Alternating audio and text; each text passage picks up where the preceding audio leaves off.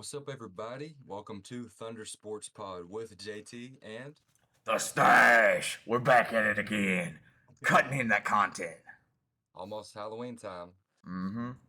So we'll go ahead and recap Week 7 college football. What's your initial thoughts and who stood out to you? Washington stood out to me. If I'm being real, I was very shocked. That was a big game, but not as shocking as Caleb Williams throwing 3 picks in the first half against Notre Dame. Mm, that was very shocking. Notre Dame just had an answer for that USC offense that day. Mm-hmm. They beat them like a drum. I was not expecting that. Oh, I wasn't either. But so Georgia handled Vanderbilt as they should, number one overall team in the country, 37-20. Vandy put up points early, made it kind of close. Kind of, I was like a little nervous for them boys in Georgia, especially Brock Bowers being out for a few weeks now might hurt them, but they took care of business. Alabama wins by 3 over Arkansas. Arkansas. Yeah, I was actually kind of shocked on that one. Sweet. No, there's a lot of them though, JT. Like just Oh yeah. looking at these games, like does Georgia look like they're the best team in football right now? I think the level of competition has died down a little bit this year. I think they're still the best overall team, yes, but I think Michigan is creeping on them slowly. I say that's I I think I still think Michigan after next week could be the best team in football. Depends on how Georgia plays, but Georgia, I believe, still the best team in college. okay.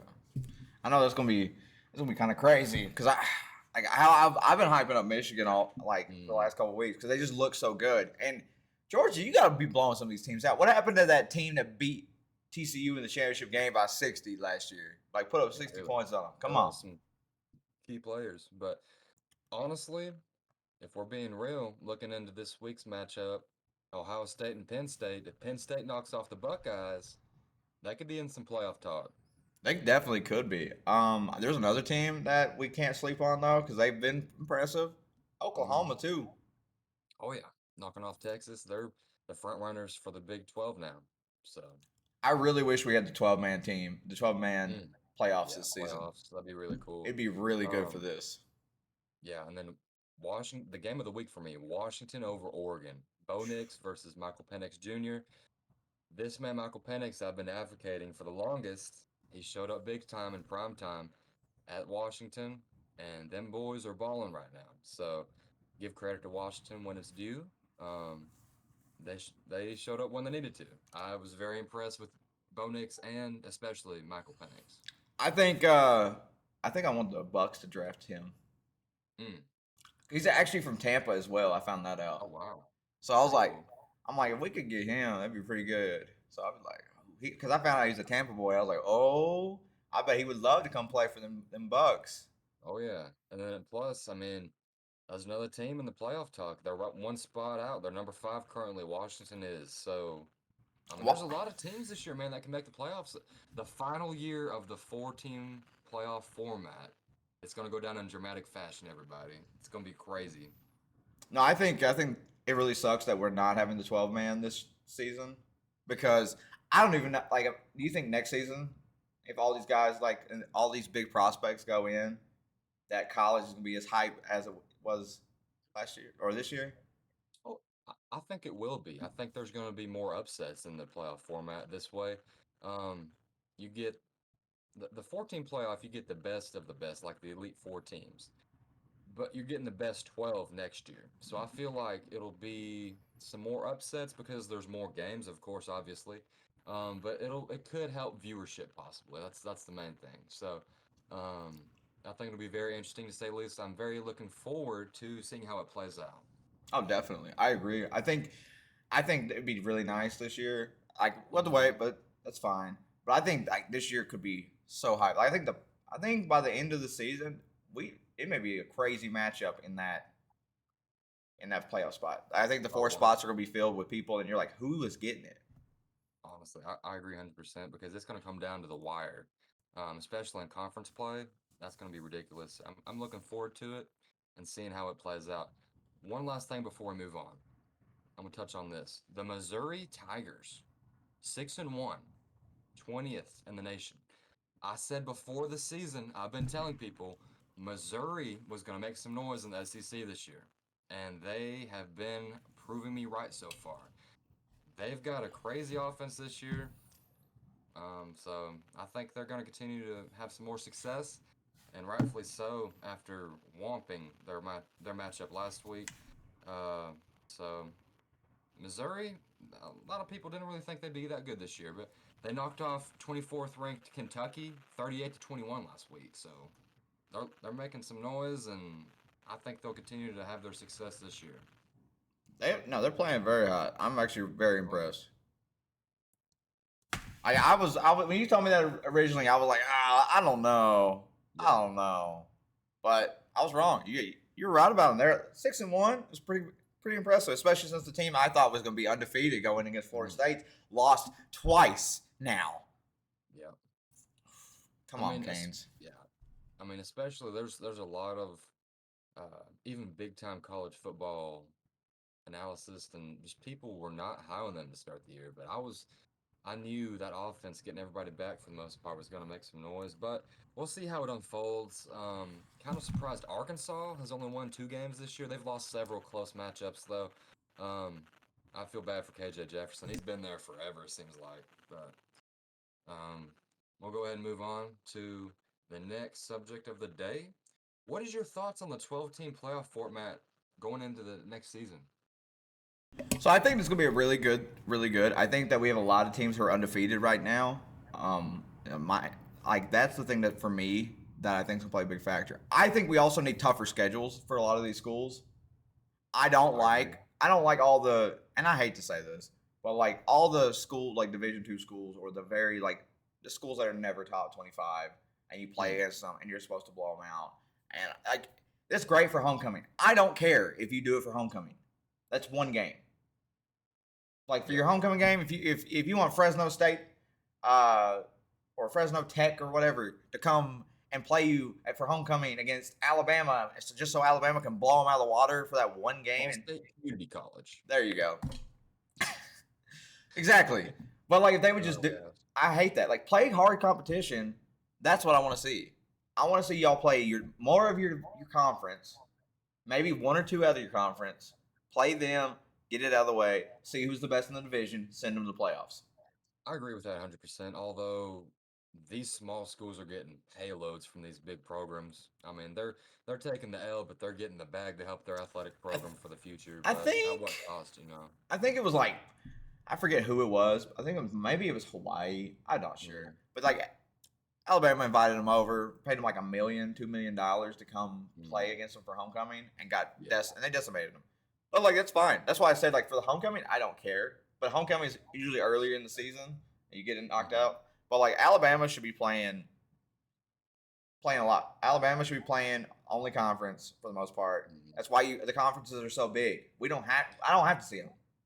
And I'm very interested to see what the SEC does next season because they're adding Oklahoma and Texas. So I'm been wondering who's gonna be playing those two teams. You know, I think they're gonna rotate them every other year. Each team will play like first Texas, next year Oklahoma, something like that probably.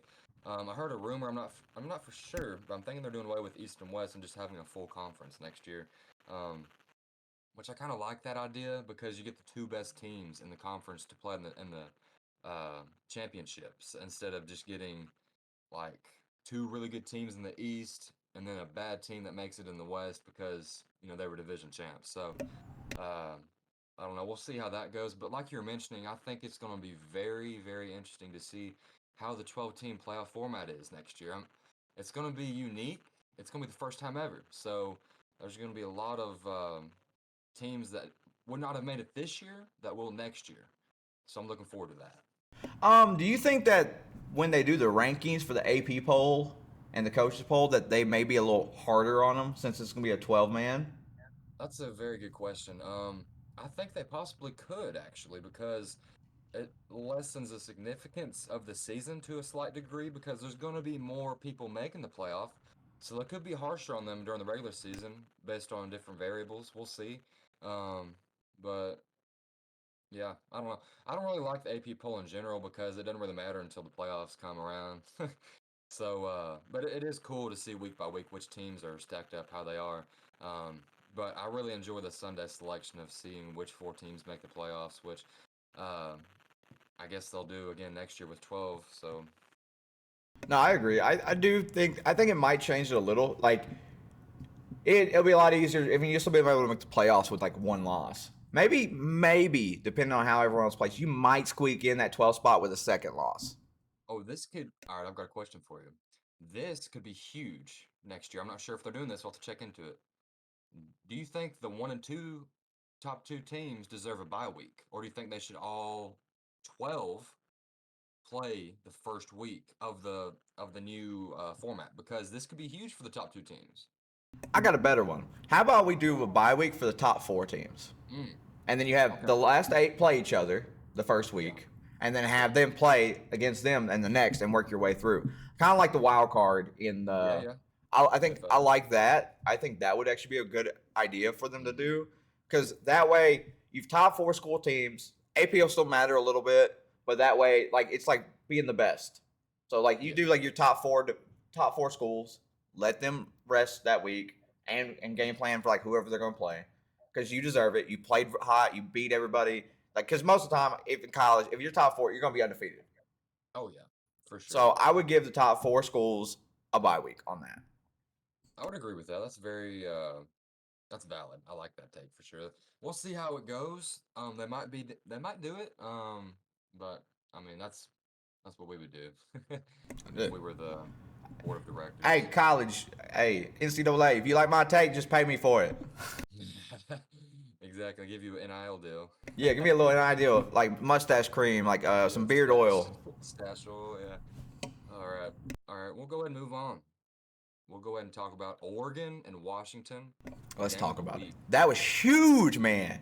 I did not see it coming. I thought Oregon had been playing so hot. Not to discredit Washington. I just thought like Oregon was on such a roll. They were coming out beating the crap out of people. What I like to see, like they look like the team that's supposed to dominate.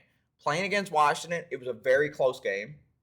Hmm. But when it comes down to it, Washington got the dub. They beat Oregon. And Alec, you've been hyped on them all year. You talked about, hey, Hmm. Washington, Michael Penix Jr., he is great. Keep an eye out on him. Yeah. I was like, all right, I'll keep an eye on him. And this game shocked me. I think Yeah. he's going to move up heavy in the Heisman voting. He's the front runner for it now. Oh, he definitely, especially after Caleb Williams threw three Yep. picks Oh in yeah. the first half. He's looking out there looking like Dak Prescott. Oh man, I think that game was the best game I've seen so far through 7 weeks in college football, easily.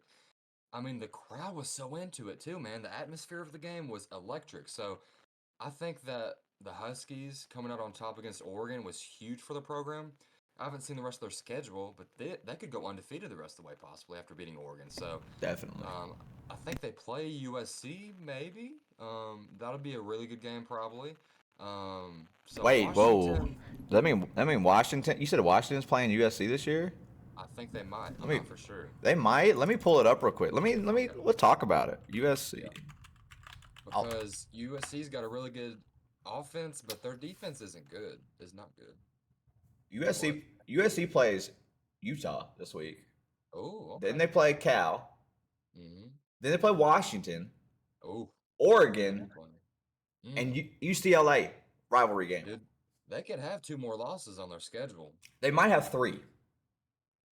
Maybe. I wouldn't be shocked if they dropped one like another. I think they could. I think they'll lose to Washington. I think they'll lose to Oregon, and I'd say they might even lose UCLA at the end of the year. Mm-mm. It's a rivalry game. You can't count out a team in a That's rivalry. very true, but Hey, we saw that Florida. Look at Florida this year comparatively to Tennessee. Like, I mean, think about it. yeah, that is true. But if they lose to Oregon and Washington, I don't see them losing back-to-back weeks because they'll be amped up to at least, finish the season strong. But who knows, man? They could blow up. I would feel bad for them, If but that defense is not, that defense is crap. Your it's defense a is liability. awful. It really is. It's awful. Caleb Williams Um, could throw 500 yards and 6 touchdowns each week and still lose. and quite the opposite for Washington. Their back end corners are locked down. They've got that. It seems like every couple years they produced top end talent on the secondary. So uh, going back to that game, I mean, it was like you said, Michael Penix Jr. showed out as he should have, and really showcased his strong campaign for the Heisman this year. Um, I was very pleased with the game going back and forth, and there was some questionable play calling going on from Oregon there towards the end of the game. But overall, it was a solid effort from both teams. I felt like they're going to be just fine. Oregon fans out there, you guys will be okay. I think you guys take down USC this year, so you'll be right in the thick of things towards the end of the year. No, I agree. I think Oregon will probably only, in my opinion, probably only have one loss on the season, and it's that Washington game. I think it will keep them out of the playoffs though, because I didn't think, if I'm being real, I did not think Washington was going to be this good this season. I didn't think they'd be going undefeated at number 5. I thought Michael Penix Jr. was going to have a great year, but I didn't even expect them to do this good, man. no, I didn't either. I you were talking about Washington. I'm like, we'll see how they do this year. We'll see, but like they've definitely shocked me. I was not expecting them to play as well as they are, and especially Michael Penix Jr. is balling Honestly, out. if Tennessee does not make any noise this year towards the end of the season, I'll be pulling for Washington in the playoffs. Or if they make it, for the rest of the season. I'm gonna be pulling with the team that's to me has been the most dominant team in football, and I'm sticking with Michigan. I think Michigan is just the best team. Michigan is, yeah. The, their up front line this year is probably the best they've had in years. Um, Harbaugh's got them guys right. They're going to beat Ohio State again this year. You heard it here first. I don't care. They're leaps and bounds above them. Um, so Notre Dame should have beat Ohio State. It was a last second win.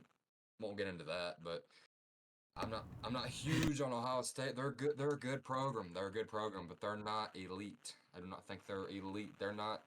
I don't think they'll make the playoffs. But we'll go ahead and move on to the next segment, everybody. Who is better, Drake May or Bo Nix? Bo I'll let you Nix. go ahead. Bo Nix is better. Drake May. I I don't know how to put it. He does not like he's good, but I think Bo Nix is way beyond that. Bo Nix to me is like a Heisman candidate. Drake May's not. True. And maybe it's because he plays in the, no, I can't even say that. I was gonna say maybe it's because he's in the the ACC and the competition there is just not what it used to be. But Florida State's there, and Jordan Travis is a Heisman candidate. I'm not saying he's gonna win it, but he's a Heisman candidate, and I think he's Yeah. playing a lot better. I think they'll come down to the ACC championship and they'll play each other, Hmm. and Florida State's going to demolish them. I don't believe in North Carolina this year. As a football program, I just don't believe in them getting further. So me personally, I think Bo Nix is the better QB. I think he'll make a better stride in the pros as well. So my choice right now is Bo Nix. I agree with that. That's a very solid take. Also, real quick, little side note. What do you think about Duke and North Carolina having better football teams than basketball right now? That's absolutely nuts. I'm not gonna lie to you. As a UNC basketball fan, I don't get it. Like Duke's ranked, North Carolina's ranked, and I'm like, how? Like Duke hasn't had a good football team in like 10 years. It seems like North Carolina's had a decent team here and there, Yeah. but like this is probably the best team they've had. I just don't think they're that good though. They Hmm. like Miami's struggling. They lost to uh, Georgia Georgia Tech, Tech. and then they lost. They only lost by 10 to UNC. So That's true. Um, but yeah, we'll see how it unfolds. That conference isn't too top heavy, but we'll go ahead and move on. Actually, I'll give my thoughts real quick. So I agree with you about Bo Nix. I think he's leaps and bounds above Drake May. I'll say this. I think Drake May is probably a better pocket quarterback than Bo Nix, but overall in totality, I think Bo Nix is a better improviser, better with his legs.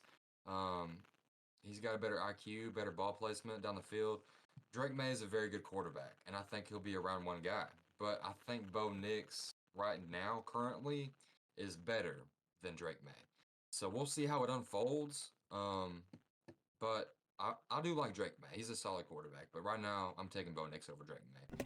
Plus, Mac Brown, the coach for North Carolina, and that dude's been around forever, so he's always got some stuff up his sleeve. His brother actually coached for our hometown team, Tennessee Tech. So, um, yeah, they've got the talent in North Carolina to do well. We'll see how it unfolds. I definitely think that there's teams above North Carolina that can win their conference. I mean, like Miami has a chance to beat them over it. Florida State's probably going to be the conference championship winner. Even Louisville has a really good team this year. So I haven't heard Louisville, I think, has a about better. Louisville I since think, Teddy Bridgewater. yeah, I think Louisville has a better team than North Carolina currently, but that's a debate for a whole nother day. So we'll go ahead and move on next to which conference will have more bowl games this season? The SEC, Big Ten, or Pac-12? Who do you think it'll be? For the money, I'm betting on SEC. Oh yeah, a little SEC bias. Not really even been biased. It's just not even from bias from me. I think it's Yeah, yeah. just a college biasism. Like everybody wants to, like most fans, like that I know at least. Maybe it's because where we live, but are Mm-hmm. SEC fans. They're somewhere. They're an SEC fan at some point. And now with Texas Sure. and Oklahoma, we're getting even more fans brought in. Mm-hmm. So yeah, I think it's gonna be SEC. I think they just have. I think they have the better teams. They Mm-hmm. have been. That's why they went on that 13-year run of being the only conference to win Yeah. championships. Florida, LSU, Auburn, Um, Alabama, with a crap ton of them. I yeah. mean, it's just hard to say that SEC is not the best division ever. Like, they kind of are. Yeah. I would agree with you. I think as the SEC will have more teams that go to a bowl this year through their conference than any other team. Let's dive into it though. Let's see. So the Pac-12. All right. So they're gonna have USC. They're gonna have Oregon. They're gonna have Washington. Um, maybe Washington State. We'll see. That's pretty questionable, but we'll go ahead and give them four. Um, so we got USC, Oregon, Washington State. Uh, UCLA probably won't get one. We'll just stay at four, maybe five at the most. Big Ten though, the Big Ten. So they've got Ohio State, Michigan. I don't think Indiana will get one. Um, Minnesota probably won't. Uh, but I think they'll probably end up with like three, maybe. I'll say four. I'll say they'll have four teams. Okay. So for the SEC, we've got Georgia, Alabama, Florida, Tennessee, Missouri, South Carolina, Kentucky, Ole Miss. That's just seven off my dome. So they could have possibly even eight. I'm sure I missed a couple teams from Big Ten and Pac-12. But overall, I think the SEC is probably going to have the most teams make bowl games. So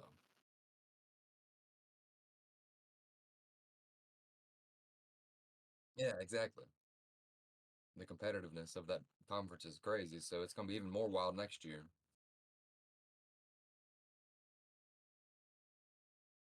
Hmm. Oh, oh yeah, that possibly. Yeah, I mean, I could see it. Yeah. Oh yeah. Um, mhm.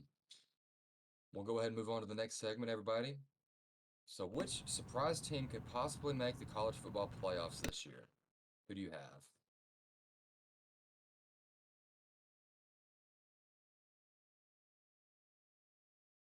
That's a hard one, JT. I'm trying Yeah, to it is. think. I'm trying to think of what team might. I'll give you mine. It's kind of like random, but Penn State. I like it. Penn State is my little. They might make some noise and be able to squeak in. Maybe a couple people get some losses. They squeeze in. Like if you told me Oklahoma, I'm not surprised. Yeah. Like if Oklahoma makes the playoffs, I'm not surprised. But Penn State, they're good. I think they're a really good team, and they're just like right out there. If a couple losses happen that shock some people, they move up in the rankings. They get that playoff spot. That's like the best. That's the team I think has the best shot. Washington could make it. There's a couple teams I think that have real good possibilities, but Penn State, I think a lot of people aren't talking about as much, and I think they have a shot at it. I like that a lot, especially if they beat Ohio State. They'll be right up there. They'll be in the top four. So that's a very good pick. I think I could go with Washington as the little easy pick right there to make some noise because I could see them possibly getting in. Just depends on the rest of the other conferences and how they do. Um, but everybody, please, please, please do not flame me for this selection. I know it's a homer pick, but the Tennessee Volunteers are going to make the college football playoffs. Possibly. I'm not saying they will. Possibly. So hear me out. Hear my logic. Hear me out. This weekend, they've got Alabama at Tuscaloosa. If they win this game, I'm saying they make the college football playoffs. Because if they win this game, they go to Kentucky, they take care of business there. They got UConn after that, that's a win. They got Missouri. That should be a win, probably pretty tough win though, at Missouri. And then the deciding factor is going to be Georgia up in Neyland without the possibility of having their star tight end Brock Bowers with a lesser offense this year from Georgia. I think it's a possibility. It all comes down to Joe Milton's arm and how well that defense can hold up for Tennessee. It being at home should give them an advantage. I think they might win that game. I'm not saying they will, but if they win that game, Stash, they will win their division over Georgia. And they'll be in the SEC championship game over Georgia versus the SEC West champions. So I don't think it's a crazy take. It might seem wild to some people. It's all about the Bama game, though. If they beat Alabama, I'm saying they make it. That's a big, big. You got those are two huge games. It is I big. think y'all could beat Huge Alabama. games. I think you can beat Alabama. I don't Yep. think Alabama's nearly as good as they used to be. Obviously, we've talked about this over the season. I don't think Yep. they're that good. In Tuscaloosa is hard to win, though. It don't I matter. agree. And we could come back and visit this next week after a huge loss versus Alabama, and I look stupid. So, I Tennessee has a shot. I remember a couple years ago they played Alabama. Alabama was blowing everyone out of the water. They ended up beating Tennessee by 3 on a field goal to win the game. yeah, And Tennessee wasn't even great that year. But it's that rivalry, man. The rivalries exactly. are just different. They're just a different breed. It's So it's all right. I will say this real quick before I move on. I think the rivalries in college football is the single best thing known to sports. Like rivalry wise, it's way better than any other sport. NFL rivals, baseball, whatever. I don't care. College football has the best rivals in history. I mean, it just goes back to historical aspects of just way back. I mean, if you look at it in the history books, just several different teams having huge moments in their program success. It just means more, man. SEC ball, and I mean, not even SEC, but like other conferences have great history too.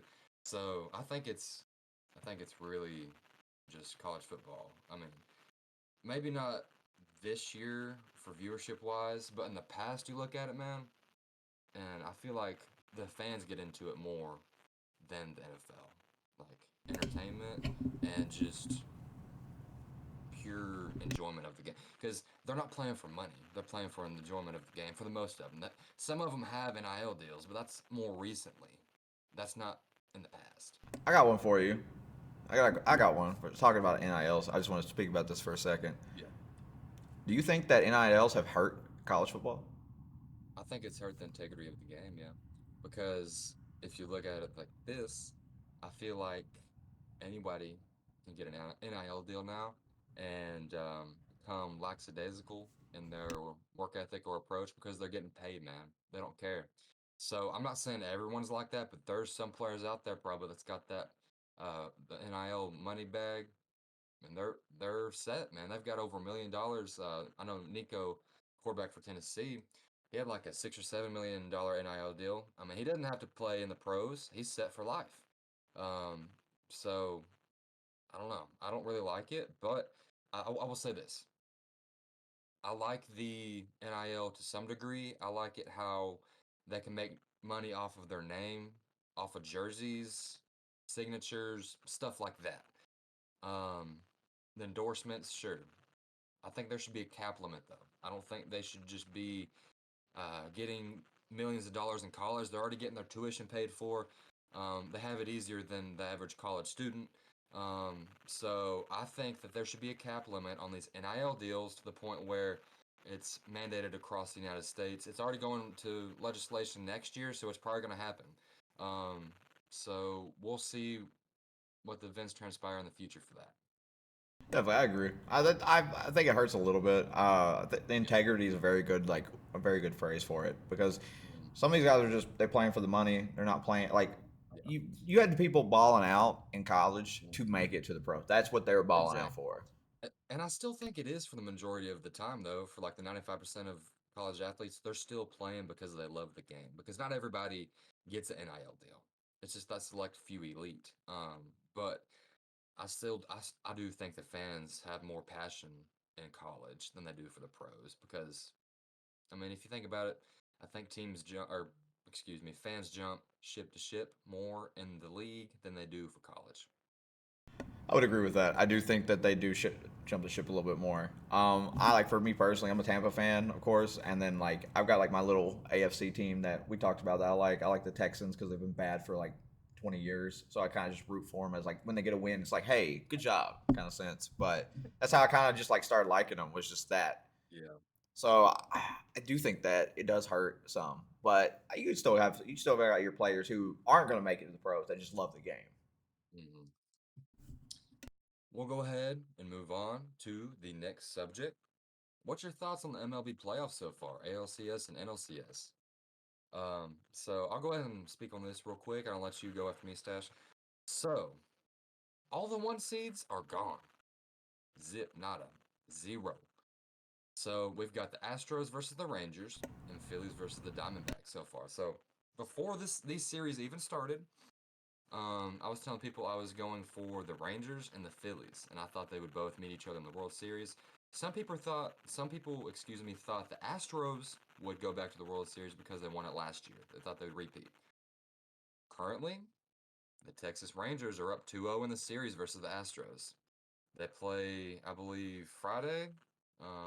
Excuse me, they play tomorrow night. But and then the other series, we got the Phillies and Diamondbacks. Philly is also up 2-0 against the Diamondbacks. So Bryce Harper for the Phillies deserves a World Series victory. He's been through so much for that organization. Um, I feel bad for him, but I've got Rangers and Phillies in the World Series. I'll be entertained to see what the outcome of that matchup is, and it's gonna be very, very cool to see. But what do you think about it, Stash? I'm not a huge MLB guy. I Me kind of neither, I try but to keep up with it as much as possible. yeah, But every like as a guy who's not even into baseball, I will say it's kind of shocking because I've heard about the Texas Rangers nonstop. It seems like lately, like hmm, everyone is all about them. Like they are just going out and just beating these guys like worse than you would think. yeah. I was just happy the Dodgers got knocked out. It's crazy though that no one seed is left in MLB, uh, the final four of the ACLS and NCLS. Um, so or NLCS. I said it backwards. NLCS and ALCS. But um, it would be crazy if one of those teams came back from being down 2-0. If any team, I think it would be the Astros, not the Diamondbacks. So I think the Phillies pretty much got that series wrapped up. I think it's going to be a sweep. They'll be going to the World Series. I feel like Bryce Harper's just too much for the Diamondbacks pitching. But the Astros could come back, man. They've got Justin Verlander, one of the best pitchers of all time. The Rangers, they're up 2-0. The bats are hot. They're looking good. But I don't know. I'm picking Rangers. All right, if you had to predict, who is your prediction for the World Series and who is the winner? I'm going to say Rangers versus Phillies. I'm going to say the Phillies win it. I don't know if it'll go. I'll say Phillies in six. If I'm being real with you, like my guess would be with the way that it sounds, I'm taking the Rangers in four World Mm. Series against the Phillies. Ooh, Yeah, a sweep. sweet. A sweep The of the. Rangers are Oh, okay. high right now. The Everything I've Rangers heard. are the Rangers are going through everybody. They are, and they're looking hot. But so are the Phillies. The Phillies are looking really good. I think it's going to be Rangers and Phillies regardless. I don't think the Astros will come back, but if any team could, it'll be the Astros. So we'll go ahead and move on, everybody, from MLB talk to our next subject of the day. So, um, will the Braves move on from Acuna? We'll finish with MLB talk here. Um, so he is under contract currently for the Braves, but They had the best regular season record currently, and they are not playing very well in the postseason. They didn't make it past um, to get to the NLCS. So I don't know. Do you think that they ship him off? They could start to break things off for Atlanta. I think that they need to find some other players to put in their organization to have some more postseason success. They had a World Series victory a couple years ago, but it's not been the same since. I think it's time to move on. I think it's just something you got to do. I don't hate it. Like it's just part of the game. Even though like Prairie fans are probably like going to cuss me about this, but because they just love him, and I understand, man. I understand like not wanting a player to leave because like especially if he's been there for a long time and he's put in a lot of work and he's been there with you through the ups and downs. So I get it. I get it to 100%. But sometimes it is time to move on, especially for an Yeah, organization that you're trying to get back to the promised land. So for me, I do think it's time to move on. I agree with that. Um, so we'll go ahead and move on to which NBA team is going to need to make a deep run in order to avoid a rebuild. I'll go first real quick. So for me personally, I think it is the Chicago Bulls. Lonzo Ball's been hurt. DeMar DeRozan's getting older.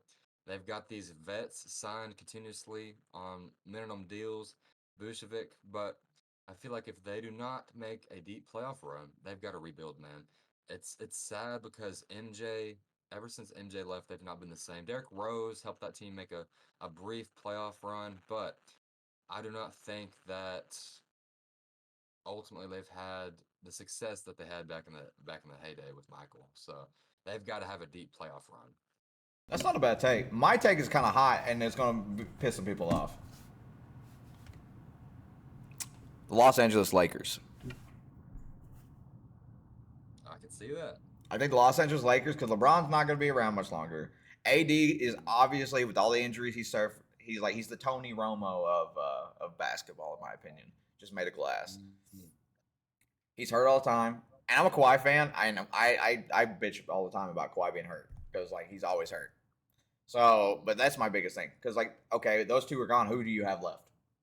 D'Angelo Exactly. Russell, sure, but is he gonna be your megastar? The guy that's gonna lead them? No.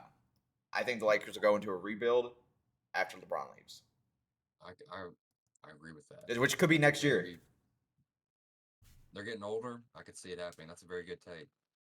Um, but everybody, that wraps up everything. Thank you for tuning in. It's been a great podcast. Great conversations. Leave a like, comment, follow. Sub if you haven't already. Check out the TikTok Thunder Sports Pod. Been doing pretty good, but it's been a pleasure, everybody. JT, And the stash, baby. We out. Till next week. Whoop.